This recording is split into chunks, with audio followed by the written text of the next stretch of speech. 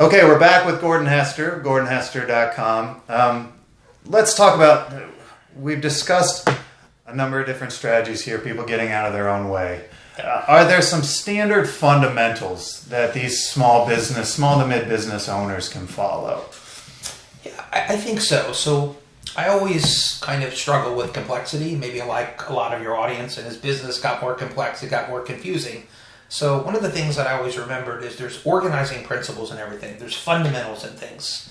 So if I understood the fundamentals of things, then I could begin to learn the right way to take that complexity and turn it into something that I could execute on. So kind of like the first step for me was, what's the point of business? Like, what does this ultimately come down to? And I think at its core, it's about impact. I think at the end of the day, it's not really about your needs and it's not really about money. It's really about understanding your audience and adding value to their life, whatever that looks like.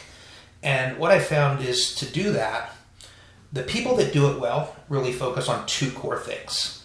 One is the customer experience, and that is very behavioral in nature. So I'll start with that, and then I'll talk about the second one. Customers. So customer experience, everything that exists in our brain, all the programming that exists, all our belief systems occur from experiences. We didn't kind of think about it. I didn't get up one day and think, when I was born, oh my God, I'm going to have my own landscaping company.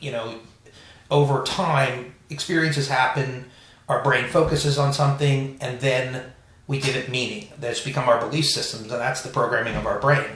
So people that understand that recognize experience drives everything. So if I know how to deliver the right experiences to people, to my customers, to my staff, to my vendors, whoever it might be, then the chances of me being successful in business is very high. And this kind of standard around the customer experience is so fundamental to business, and it's evolving. I mean, now you hear about what user experience and what Amazon's doing, and it's much more expansive in nature.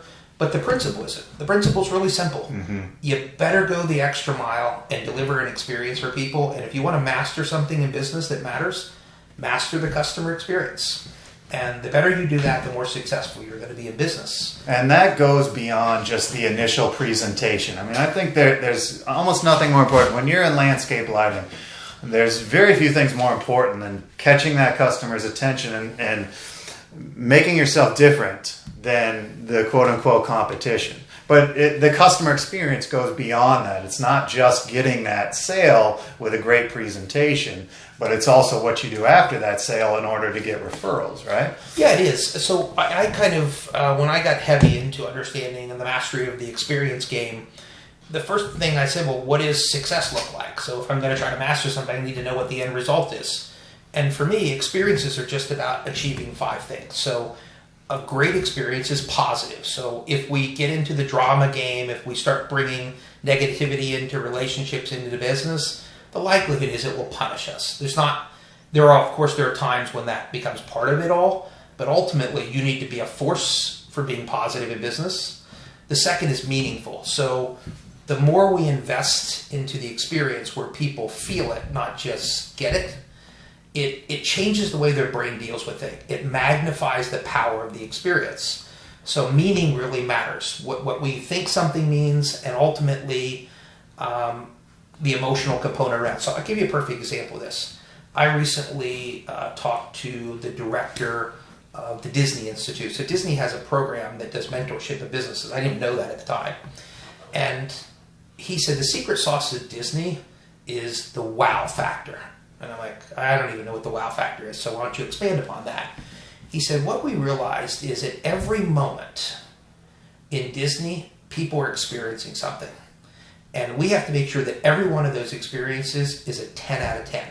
Because even the littlest experience that's a failure can take away from all the good. Mm-hmm.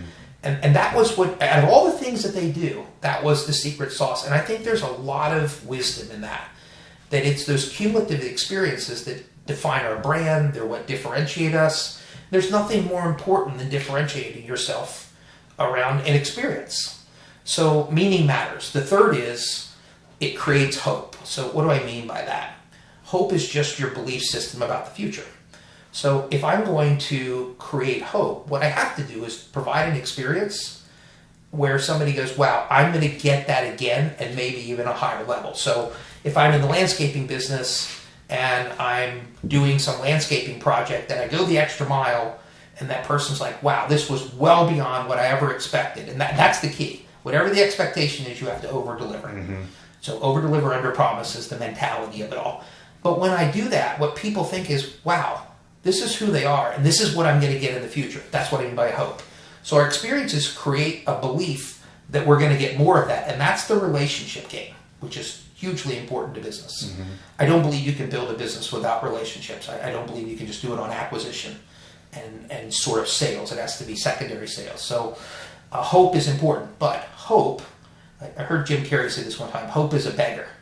And what that means is hope needs experiences to confirm it.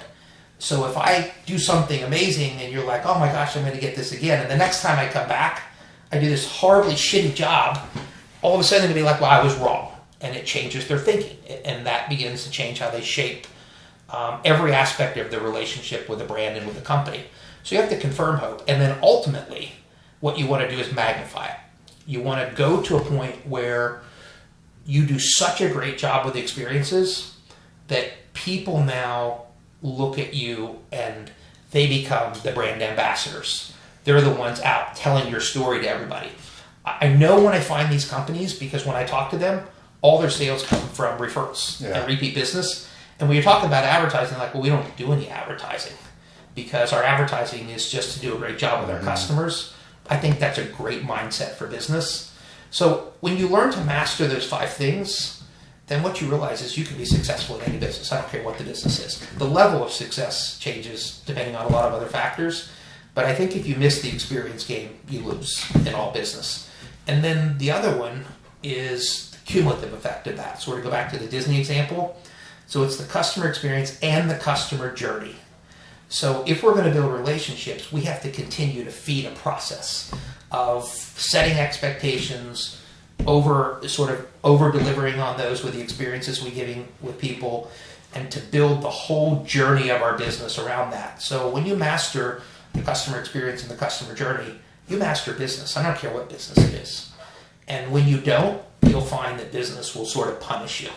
And kind of the sad thing, so back to what we originally talked about with compliance, when I used to have parents send their kids to me, and I can think of one in particular, that he got a PhD in finance at Florida State. So, you went to Florida State, so you probably understand what that means. Yeah, he's got to be super smart. Super smart, like brightest kid in the world. Yeah, so he comes to me, and by the way, 4.0, like really, really bright kid.